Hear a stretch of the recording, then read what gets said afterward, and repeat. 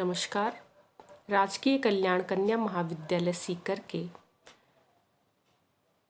हिंदी साहित्य के अध्ययन के लिए आपका स्वागत है। हम कवि सूरदास को पढ़ रहे हैं। इनका मुक्तक इस प्रकार से है। मधुकर श्याम हमारे चोर, मन हरि लियो माधुरी मूरति चितय नयन की को। पकड़्यो तेहि हृदय उर अंतर प्रेम प्रीति के जोर। गए छड़ाए छोरी सब बंधन दई गई हंसनी अकोर। सोवत ते हम उचकी पर्यो है दूत मिल्यो मोहि भोर। सूर श्याम मुस्कनी मेरो सरवस लई गए नंद किशोर। गोपियाँ उद्धव को श्री कृष्ण के प्रति अपना प्रेम, अपना सर्वस्व हरण करने की जो बात है उसको यहाँ पर व्यक्त करती हुई कहती हैं कि मधुकर श्याम हमारे चोर, कि हे उद्धव, तुम्हारे जो श्री कृष्ण है तुम्हारे सखा होंगे, लेकिन हमारे लिए वो एक चोर के समान है। उन्होंने हमारा क्या चुराया, इसका वर्णन यहाँ पर गोपियाँ उद्धव से करती हैं।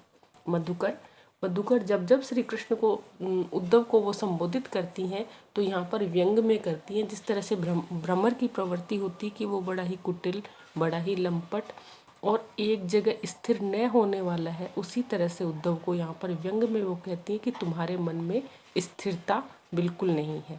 तो हे उद्धव, श्याम हमारे चोर, तुम्हारे जो श्याम सखा श्री कृष्ण है वो हमारे चोर है, अर्थात उन्होंने हमारा कुछ हरण कर लिया है।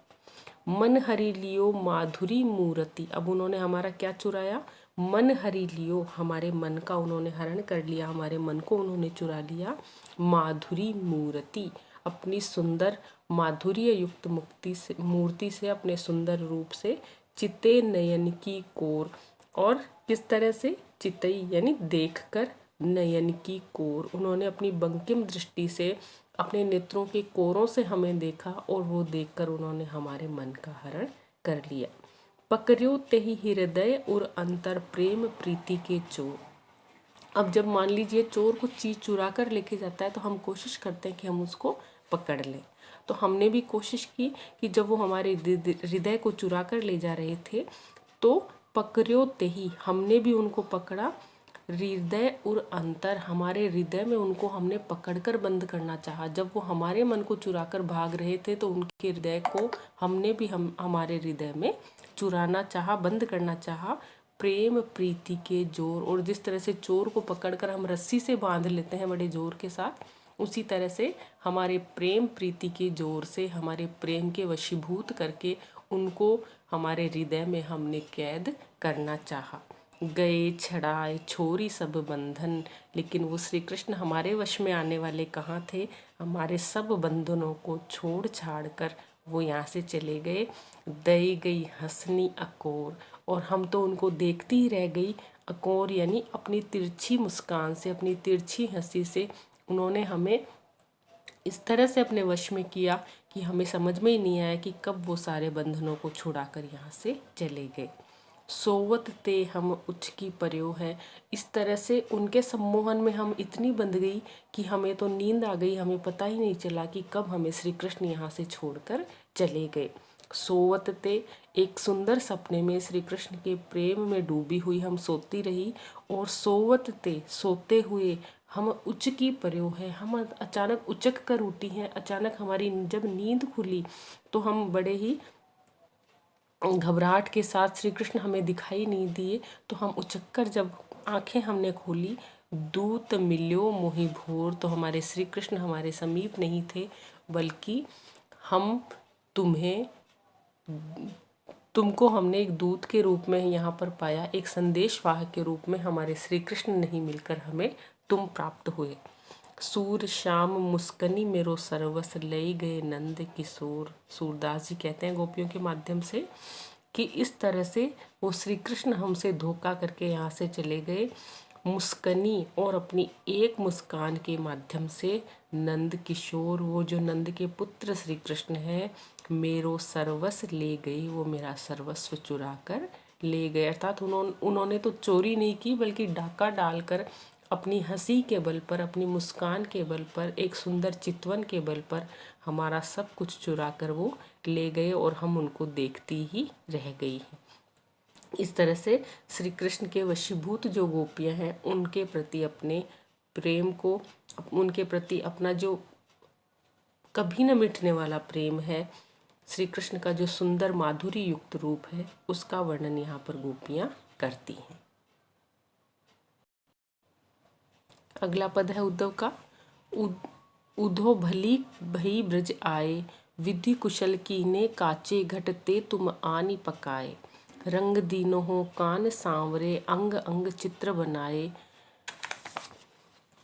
याते गरे नैन नेहते अवधि अटा पर छाए। ब्रज करी अवां जोग करी ईंधन, सुरति आन सुलगाए। फूस उसास विरह प्रजरनी, संग ध्यान दरस सिहराए।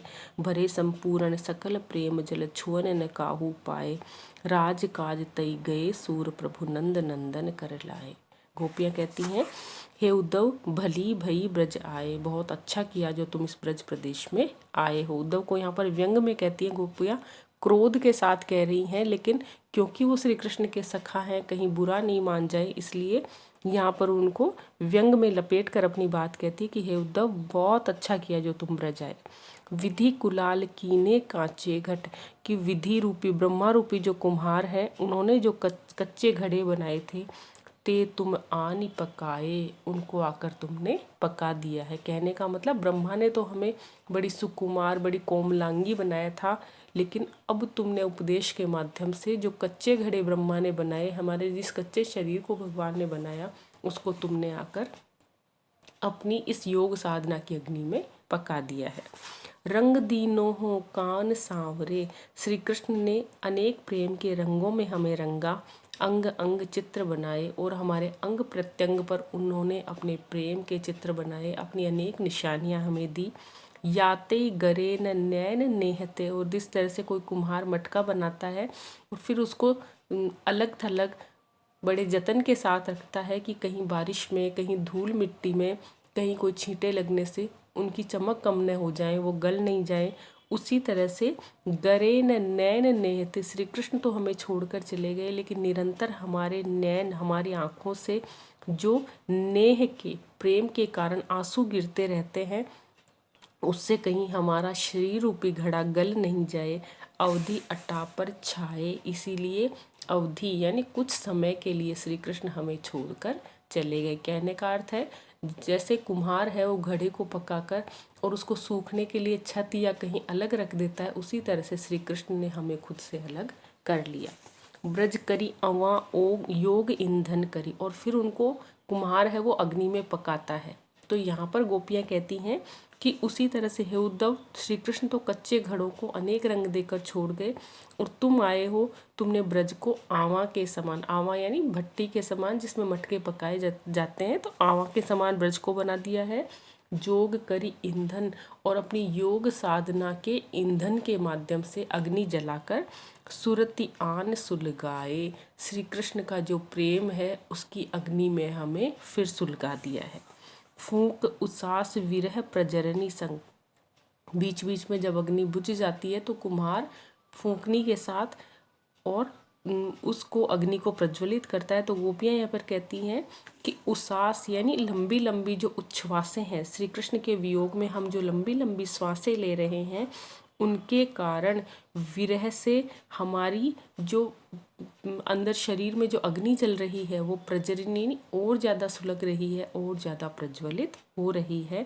ध्यान दरस सिहराए, हम जलकर अभी तक राख हो गई होती, बिल्कुल समाप्त हो गई होती, लेकिन श्री कृष्ण का ध्यान जब हमारे दर्शनों में आ जाता है, जब हमें ध्यान करती हैं और श्री कृष्ण के दर्शन मिल जाते हैं, तो सिहराए, तो हम थोड़े बहुत फिर भी शीतलता को प्राप्त कर लेते हैं, हम ठंडे हो जाते हैं। भरे संपूर्ण सकल प्रेम जल, लेकिन हमारा ये जो प्रेम रूपी घड़ा है, हमारा शरीर रूपी घड़ा है, ये पूरी तरह से श्री कृष्ण के प्रेम जल से संपूर्ण है, भरा हुआ है। छुअन न काहू पाए, जिसको कभी कोई छू भी नहीं सकता। राज काज तई गए सूर प्रभु, गोपियाँ कहती हैं सूरदास के माध्यम से कि हमारे जो प्रभु हैं वो राजकाज के लिए मथुरा गए हैं, हमें छोड़कर नहीं गए, बल्कि केवल राजकाज संभालने के लिए, वहाँ की व्यवस्था देखने के लिए मथुरा गए हैं। नंद नंदन कर आए, और दोबारा नंद के पुत्र बनकर, नंद बाबा के ये जो यशोदा नंदन के पुत्र हैं वो बनकर हमारे लिए वो वापस आएंगे। अर्थात वो मथुरा के नहीं बल्कि हमारे हैं और लौटकर हमारे पास ही आएंगे।